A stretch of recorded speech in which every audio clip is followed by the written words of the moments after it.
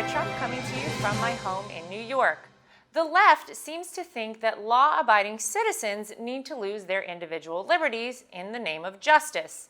Joining me is the creator of the Dilbert comic strip and the host of Coffee with Scott Adams. Scott Adams himself, welcome back to the show.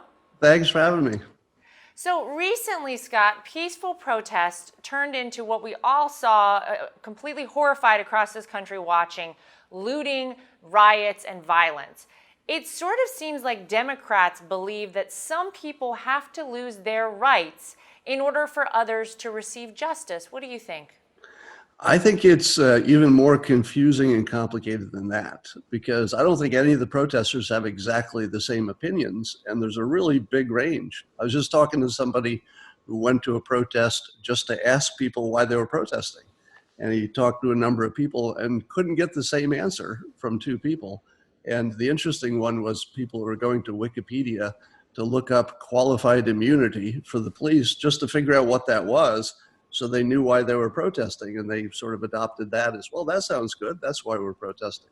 Wow. My take on it is that you need to look at this as an energy situation. You know, you had the pandemic, and there was so much just human energy that was pent up, and people were mad, and they needed a reason to be mad, and they needed a reason to go outside. There were no other alternatives for your energy. You couldn't go to the club, you couldn't go to the bar, you couldn't go see your friends. So I think a lot of it has to be explained as a real trigger. I mean, we all saw the same thing. We saw the video. I don't think it was any human being who had a different opinion when they saw the video. That's a crime. Got to do something about that. But the way people expressed it, that was the trigger that I think just released all this energy. And they don't quite know what they're asking for completely. And even if you suggest specific fixes, it kind of goes into the void, because there's nobody there who's really looking for specific solutions yet. We'd like to get to that point. Yeah, well, it's a very interesting assessment. And I've said this, my husband and I have talked about this, and I've said, you know, I feel like everybody was just so ripe for something. You know, we all were just kind of stir crazy, like you're saying, and it was almost a perfect storm of circumstances leading up to this obviously horrific situation with George Floyd. But it's interesting that most of these people are not on the same page with exactly the goals of their protesting. Following the protests, the president decided that it is time to start up Trump rallies again. I know the Democrats are going to be so excited, of course, in states, Scott, that have lifted COVID restrictions. How do you think this will impact the media and the campaign? Well, of course, the media will do its thing and look for the worst possible explanation. But one of the things that we do consistently bad as human beings is comparing things. We compare things from a long time ago when things were different to whatever's happening now, and we act like that's a good comparison. So comparing what the COVID situation is and the crowd situation is, let's say a month from now, is just a different thing. We don't know what that looks like, but it's not what it was in April. So even comparing it to the protests, you add a month to that, and we're so much smarter. You know, we've learned how to control it. You know, we've learned face masks work. We've learned all that stuff. So any of the comparisons to any other thing are just automatically invalid. But of course, that's all you're going to see. That's all you're going to see is, well, what about this? Why couldn't I go to church, but I could protest? I don't think any of those are valid, because the protests, nobody asked. Nobody asked. I mean, it was going to happen either way. So I'm kind of okay with the health officials who said, yeah, this is necessary. It's good. Because necessary is a little hard to define, right? Is my church necessary? Is the protest necessary the way it's being done? I don't think it mattered. It was going to happen. So the health professionals, I think, were just being practical and said, well, it's going to happen anyway. Let's just say it's okay. Just, you know, take away at least one piece of friction. It's okay. It's going to happen anyway. Well, it's okay to have Trump rallies, in our opinion. We're ready to go. We're headed out on the road.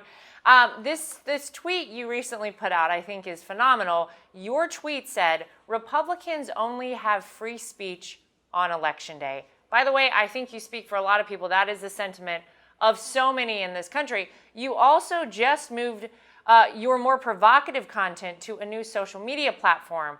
So how is free speech currently under attack from the left? Well, the biggest problem is that if you're on the left and you say a statement, people are going to like it because those are all within the approved realm of, yeah, that's a good thing to say. If you're on the right, you speak differently. Typically, you use different words and framing of stuff, but typically both the left and the right are good people. They just have a different way of looking at things. But if you're on the right and you say something that's perfectly acceptable, it will be misinterpreted and then you'll be canceled. And it doesn't really happen the other way. You can misinterpret the left all day long and they won't get canceled. But I could come out and say, I think everybody's a good person. And I'll get canceled because I didn't call out somebody who has a special problem or whatever. There's always something wrong with it. So that's a unique situation for people on the right. So I went to the Locals platform, Locals with an S, and there it's a subscription service. So the only people who will hear me are people who wanted to hear me. They paid money for it. So they're the least likely to misinterpret me and try to cancel me because they're sort of already on my side by definition. Yeah. So I have to go hide. I literally have to go find an enclave that's walled off from the rest of the world just so I can speak a little bit freely. And believe me, I don't have anything bad to say. Like I'm at that point in my life where I just want to be helpful, genuinely just want to help. And I'm always on the edge of being canceled at every moment. If you look at my Twitter feed, there's always some comment. Oh, is that what you meant? Well, I see with your white privilege, you've interpreted it this way. None of it's true. It's not even close to what I'm thinking. It's all this weird mind reading where they imagine there's bad stuff in my head that I've never even thought of. Yeah, it's sort of amazing to see the direction in which some would like us to go in this country. I still continue to be shocked by the fact that Cops, the TV show, has been canceled, that they're trying to cancel Paw Patrol. It seems like you're right. This cancel culture is just sort of like the new thing to do. And if you say anything that is outside of the parameters that have been designated by certain people, forget it. You're done. You're canceled. It's over. How do you see this playing out, Scott, as we head towards Election Day? Because we do have a couple months between now and November 3rd. Where do you see all of this heading? The social media censoring that some people feel is happening out there. Obviously, we're in a unique position in our country right now. What is your thought as we head towards November 3rd? Well, I think it's inevitable there will be some kind of regulatory action with the social media companies because we've seen, with no question about it, there's bias. It's not the sort of situation we can have forever. So I don't know what form that'll take, but there's definitely going to be some kind of monopoly, you're a publisher or you're not kind of situation. But the fun thing is that going into the election and looking at the polls, now the president has questioned the polls, perfectly legitimate. I mean, that is even if the polls are legitimate, questioning them under this current situation, perfectly legitimate. But here's what's fun. I think Republicans are playing the world's largest prank on the country because I don't think Republicans are answering the polls honestly. I think they're lying, or they're simply not answering if they're Trump supporters. Because if you were a Trump supporter and somebody calls you and you don't know who they are, do you want to be put on a list of Trump supporters? Because at the moment you could lose your job. You could lose your job just for the way you vote. So I can't imagine those polls are accurate for one of two reasons. Either they could be a little bit, let's say, massaged by the people who do the polls, possible, in our world where even experts are making stuff up. We don't trust anybody. We don't trust the intelligence services. We don't trust the experts at the moment. And I certainly don't trust any polls. So that's the first thing. And the second thing is whether people are actually answering them honestly. And at this point, since you don't have any expectation of privacy ever, would you tell a stranger who you vote for if you thought it could cost you later? Yep, it's a great point. If 10% of the people asked say, I don't think I want to answer this honestly, what does that do to the poll results? Changes them completely.